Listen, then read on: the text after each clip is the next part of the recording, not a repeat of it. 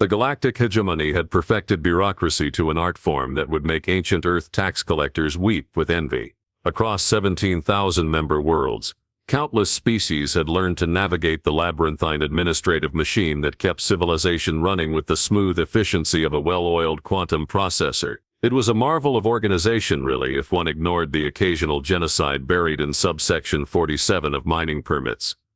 Keldon Vex adjusted his compound eyes as he reviewed the morning's paperwork from his crystal desk on Administrative Hub 7. The insectoid had spent 3 centuries climbing the bureaucratic ladder, each promotion earned through meticulous attention to the kind of soul-crushing detail that made lesser beings question their will to live. Today's agenda looked refreshingly routine: mineral rights approval for the Kepler-422 system, atmospheric processing permits for 6 dead worlds, and something called a population relocation initiative for a backwater planet designated as Sol Earth. He clicked to his assistant.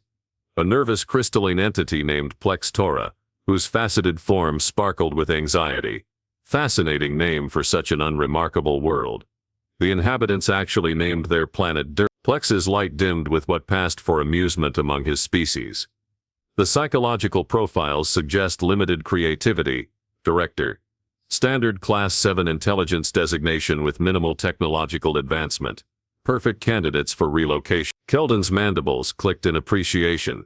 Class 7 was the galactic equivalent of cute but harmless, ranking somewhere between houseplants and the occasional decorative pet. These humans had barely managed to crawl off their homeworld, establishing a few pathetic colonies that wouldn't even register on a proper civilization's sensor grid. Their largest space vessel was roughly the size of a hegemony janitor's closet, and their weapons technology would have been impressive during the Bronze Age of any respectable species. The mining operation in question was beautifully straightforward. The Kepler Syndicate had discovered rare earth deposits beneath what the humans quaintly called their major population centers. Rather than go through the tedious process of working around indigenous settlements, the hegemony had developed a much more efficient approach. Simply relocate the inhabitants to designated preservation zones. It was practically humanitarian when one considered the alternative. How many specimens require relocation? Keldon asked, his attention already drifting to the next form in his queue. Approximately 2 billion units. Director. The logistics department suggests using standard transport protocol. Estimated timeline is 18 standard months for complete population transfer. 2 billion. Keldon paused, his compound eyes refocusing on the number. Even by galactic standards, that represented a significant biological match. Most Class 7 species barely managed to achieve planetary populations in the millions before their primitive social structures collapsed under their own inefficiency. These humans had somehow managed to avoid self-extinction long enough to breed like particularly successful bacteria. Interesting, he mused, making a note in the margins. Alert the xenobiology department. They might want tissue samples for their breeding program studies. The form required 3 signatures, 2 biometric scans, and a quantum encryption seal. Standard procedure for any operation involving more than 50 million sentient units. Keldon provided each with the practiced ease of someone who had authorized the displacement of entire civilizations before his morning stimulant. The humans would be relocated to agricultural worlds in the Outer Rim, where their primitive skill sets might prove useful for basic farming operations. It was really quite generous when one considered their alternative. What the hegemony's exhaustive databases failed to mention, buried somewhere in the subsections that no bureaucrat had bothered to read in 3 millennia, was humanity's peculiar relationship with law. Most species processed tragedy through various stages of grief that eventually culminated in acceptance. Humans, as it turned out, had developed a rather unique final stage that their own philosophers had somehow overlooked: cold, calculating, absolutely methodical revenge. The transport fleets arrived at Earth on a Tuesday, which would later be remembered by the few surviving aliens, as the day the galaxy learned that bureaucratic efficiency worked both ways. The operation proceeded exactly according to protocol. 2 billion humans were loaded onto ships with the same clinical precision used for livestock transfers. Their primitive governments too shocked by the technological disparity to offer meaningful resistance. Keldon received the completion report during his afternoon break, filed it appropriately, and moved on to approving atmospheric processors for a distant mining world. The humans had been surprisingly compliant, No dramatic last stands. No hopeless heroic gestures.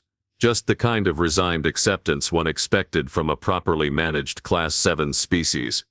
What he didn't know, what none of them knew, was that Marcus Vale had been watching from a hidden bunker beneath the North American Continental Shield. Vale had been Earth's defense coordinator, a position that had seemed almost comically obsolete until the moment those transport ships blotted out the sky. He'd watched 2 billion of his species loaded onto alien vessels like cargo, watched humanity's children, and elders and everything in between disappear into the void.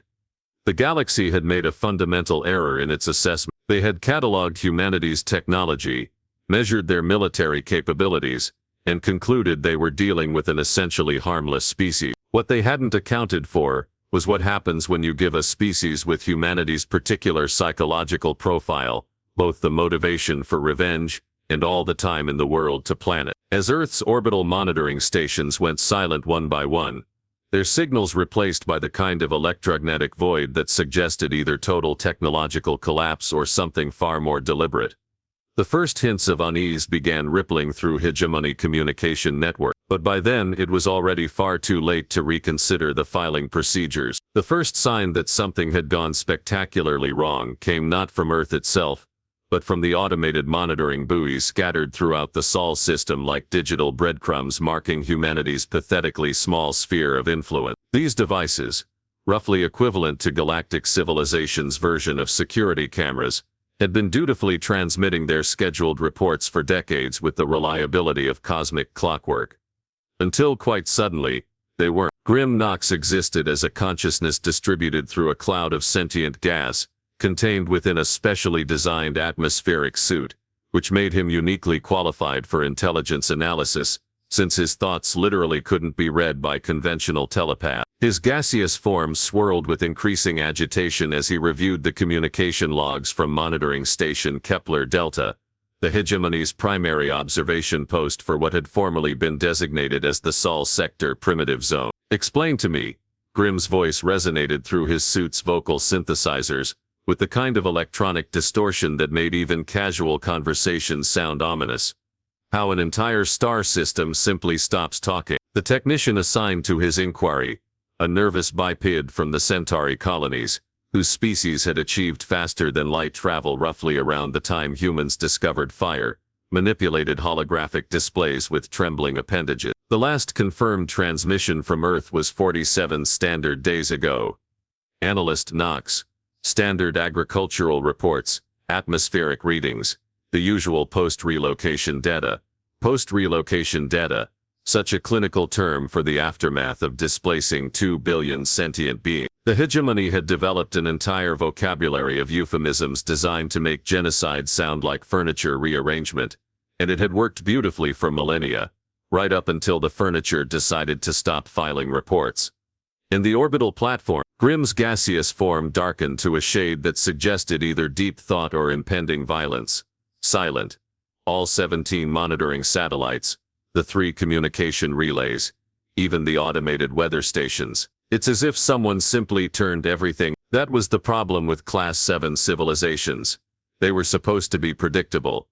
When you relocated their populations, they either died quietly from despair or adapted to their new circumstances, with the resigned acceptance of well-trained livestock. They did not, under any reasonable interpretation of xenobiological behavior patterns, develop the technological sophistication required to systematically disable hegemony monitoring equipment. Meanwhile, on Administrative Hub 7, Keldon Vex was discovering that bureaucratic efficiency became significantly less efficient when the subjects of your paperwork refused to stay properly categorized. The morning reports, that should have detailed humanity's smooth integration into agricultural labor programs, had been replaced by a series of increasingly frantic communications from transport fleet commanders. Director Plex Torres' crystalline form flickered with anxiety as he materialized beside Keldon's desk.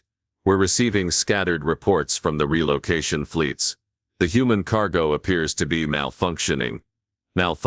As if 2 billion members of an allegedly primitive species had simply experienced a collective software glitch." Keldon's compound eyes focused on the data streams flowing across his displays, each one representing another small crack in the hegemony's perfectly ordered universe. The reports painted a picture that defied every xenobiological precedent in galactic records. Humans who had initially appeared compliant and defeated were now demonstrating behavioral patterns that suggested either mass psychosis or something far more disturbing: coordinated plan. Transport ships reported mechanical failures that seemed suspiciously sabotage-oriented. Agricultural worlds complained of work stoppages that followed no recognizable pattern of revolt. Most troubling of all, several facilities had gone completely silent, their automated systems apparently disabled by inmates who shouldn't have possessed the technical knowledge to operate advanced door locks, much less sophisticated security networks.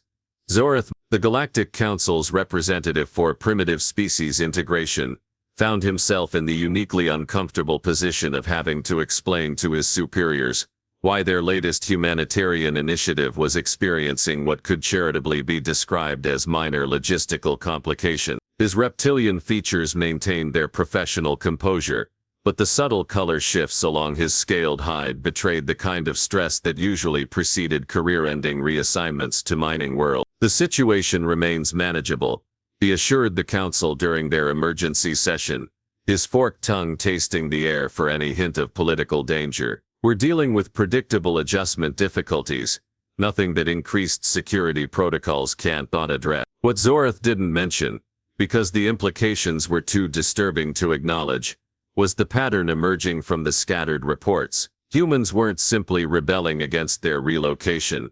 They were learning. Every security measure implemented to control them was being studied, analyzed and systematically defeated with an efficiency that suggested either impossible intelligence or access to information they shouldn't possess. The breakthrough came from an unlikely source, Yela Crit, a diplomatic Leon whose avian species specialized in long-range communication intercept. Her feathered form ruffled with excitement as she burst into Grim Knox's analysis chamber, clutching a datapad that flickered with partially decoded transmissions.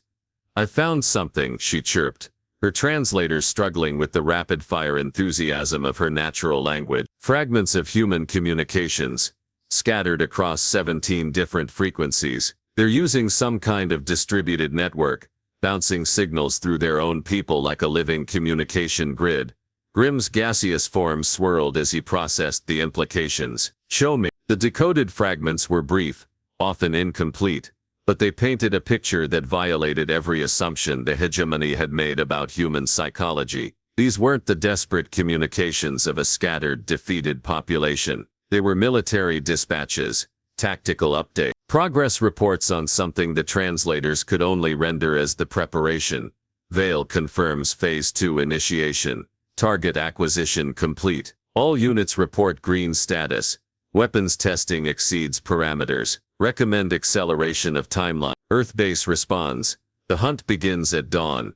As the magnitude of their miscalculation became clear, a single thought crystallized in the minds of every hegemony official reviewing the data.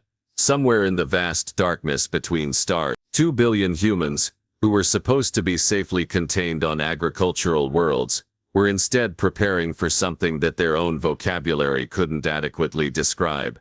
The galaxy was about to learn that humanity's greatest strength had never been their technology or their number. It was their absolute inability to forget a grudge.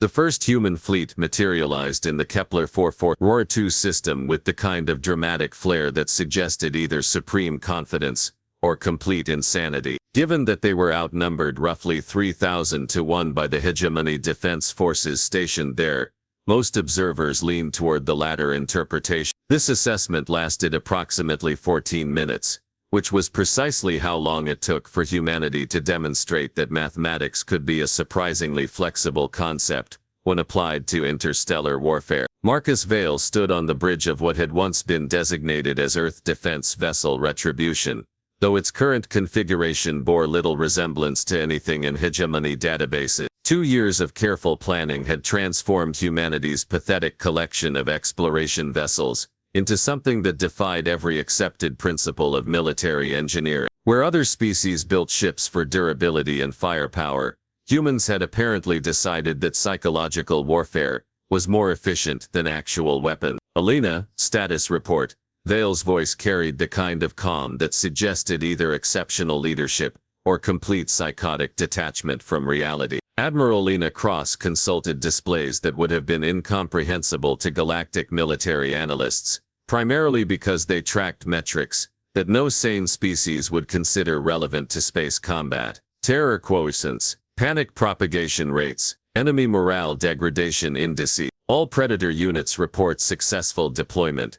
Commander, the hegemony forces are adjusting their tactical assessment. Adjusting was a diplomatic way of describing what happened when 3,000 battle-hardened alien warriors discovered that the primitive humans they'd come to crush had somehow learned to make space itself a weapon. The human ships didn't engage in traditional combat. They hunted. Each vessel moved through the void with the patient efficiency of apex predators, isolating targets, studying weaknesses, and striking with surgical precision at exactly the moments calculated to cause maximum psychological damage. The hegemony's military intelligence division had spent centuries developing strategies based on predictable enemy behavior. Species fought for territory, resources, or ideological supremacy, using tactics that followed established patterns of escalation and de-escalation. Humans, as it turned out, fought for something far more dangerous: the satisfaction of watching their enemies realize they were completely outmatched. David Kane monitored the tactical displays from his position aboard the command vessel,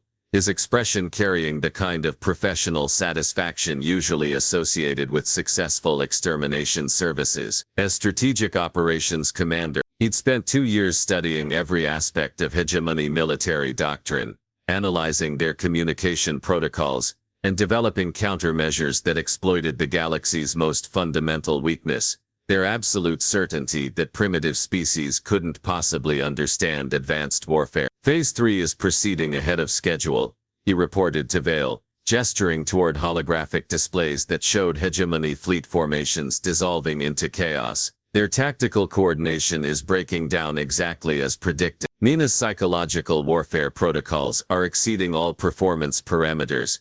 Nina Ross had approached the problem of galactic conquest with the methodical precision of someone dismantling a particularly complex puzzle. As intelligence director, she'd realized that defeating the hegemony required understanding their greatest psychological vulnerability: the bureaucratic arrogance that made them incapable of adapting to truly unexpected threats. Every human vessel was equipped with technology designed not to destroy enemy ships, but to make their crews question every assumption they'd ever made about warfare.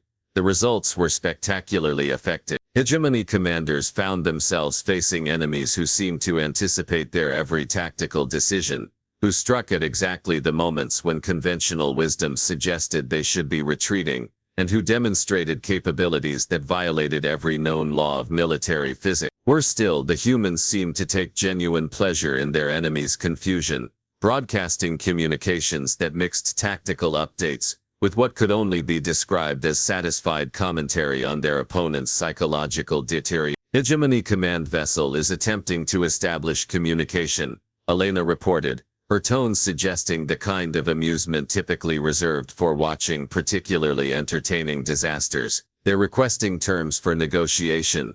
Vale's smile carried the warmth of liquid nitrogen. Patch them through.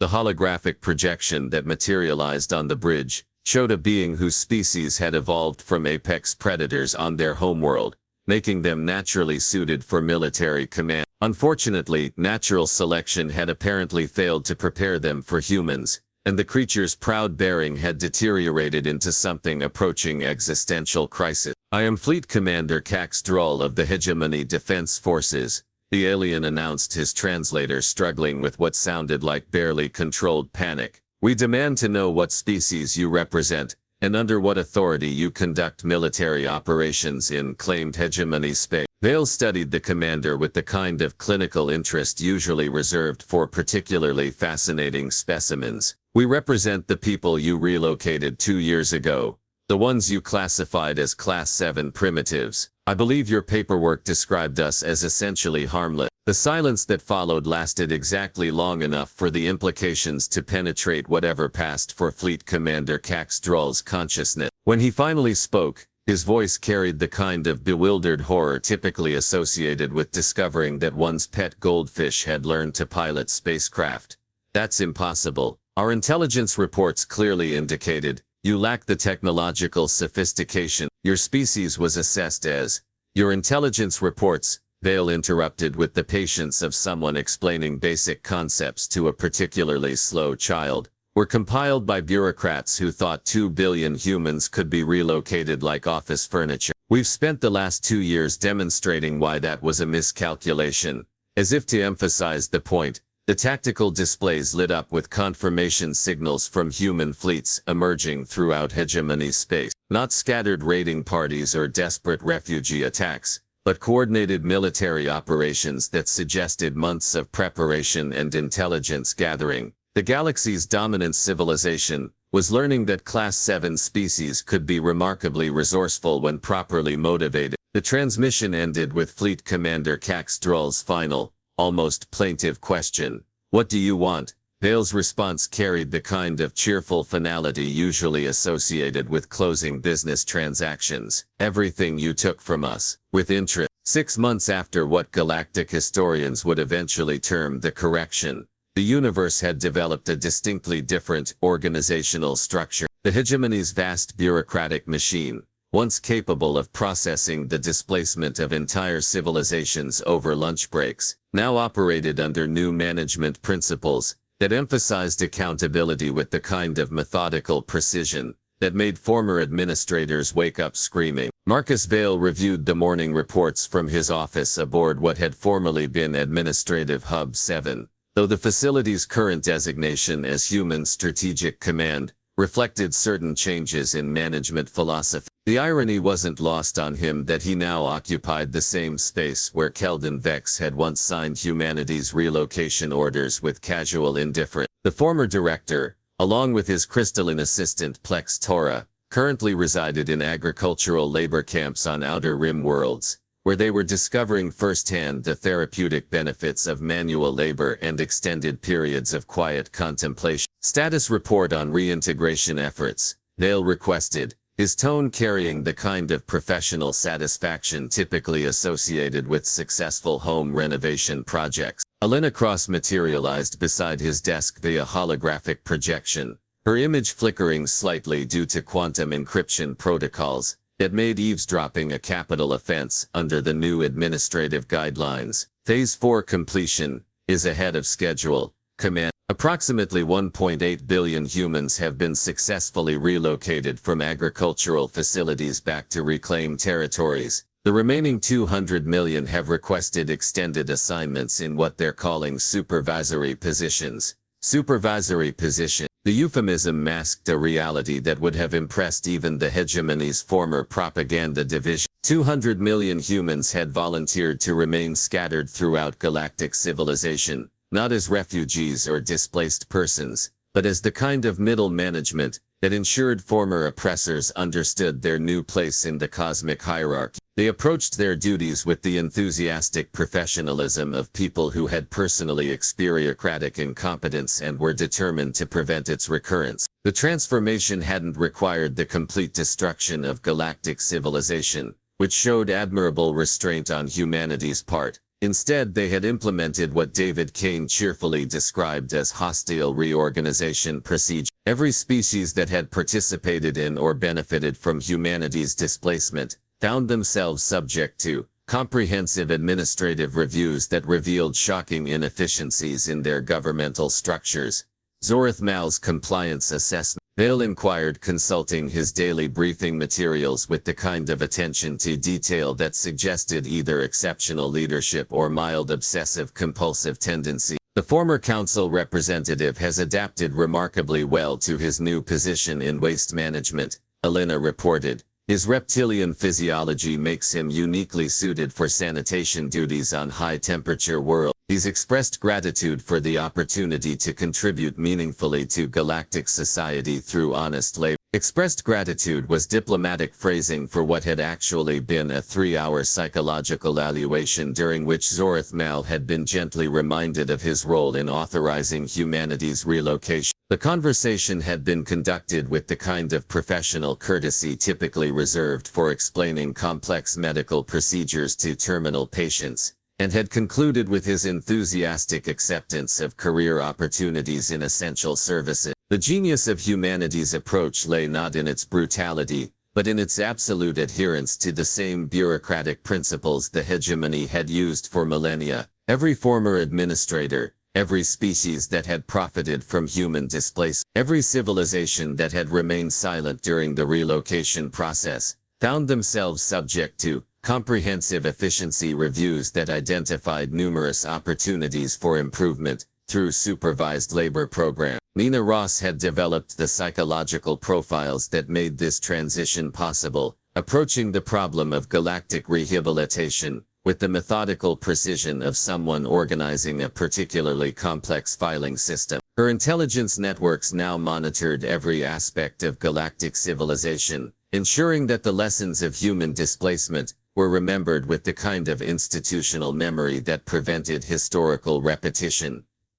Grimnox's adaptation progress. Vale continued, working through his checklist with mechanical efficiency. The former intelligence analyst has discovered unexpected talents in atmospheric processing, Elena replied. His gaseous physiology makes him uniquely qualified for maintaining life support systems on mining worlds. He's become quite philosophical about the cyclical nature of galactic power structures. Quite philosophical was an understatement. Grimnox had written extensively about his newfound understanding of cause and effect, producing treatises on responsibility and consequence that were now required reading in educational facilities throughout human-controlled space. His writings demonstrated remarkable insight into the psychological dynamics of oppression, though they were written from the perspective of someone who had experienced a profound career transition. The most satisfying aspect of the new order wasn't the punishment of former oppressors, but the rehabilitation of galactic civilization itself. Species that had once competed for the hegemony's approval now collaborated on projects that actually benefited their population. Worlds that had been strip-mined for profit were being restored through sustainable development programs. The galaxy's vast bureaucratic machine now operated with unprecedented efficiency, guided by administrators who had learned to consider the consequences of their decisions through intensive educational experience. Yellowcrit, the former diplomatic liaison whose species specialized in communication intercepts, had become something of a success story in the new order. Her natural talents for information gathering had been redirected toward monitoring compliance with humanitarian protocols, ensuring that no species would ever again experience the kind of casual displacement that had befallen humanity. She approached her duties with the convert's enthusiasm of someone who had witnessed the price of bureaucratic indifference. Final assessment of the integration process. Vale asked, preparing to conclude his morning briefing. Elena's holographic form smiled with the kind of professional satisfaction typically associated with completing challenging construction projects. The galaxy has achieved unprecedented levels of administrative efficiency, interspecies cooperation, and humanitarian oversight. Former hegemony territories report 97% compliance with new governance protocols. Resistance to human oversight has dropped to statistically insignificant levels. Vale nodded approvingly, making final notes in his daily reports. The irony of humanity's transformation wasn't lost on him. 2 years ago, they had been classified as Class 7 primitives, barely worthy of consideration by galactic civilization. Now they occupied every administrative position that mattered, controlled every military force of significance, and had demonstrated that revenge could be implemented with the same bureaucratic efficiency once used to authorize their displacement. The galaxy had learned an important lesson about the dangers of underestimating seemingly harmless species. Unfortunately for the hegemony's former leadership, the education had come at the cost of their previous positions in the cosmic hierarchy. But as Marcus Vale often reminded new administrative trainees, every learning experience required appropriate incentives to ensure lasting comprehension.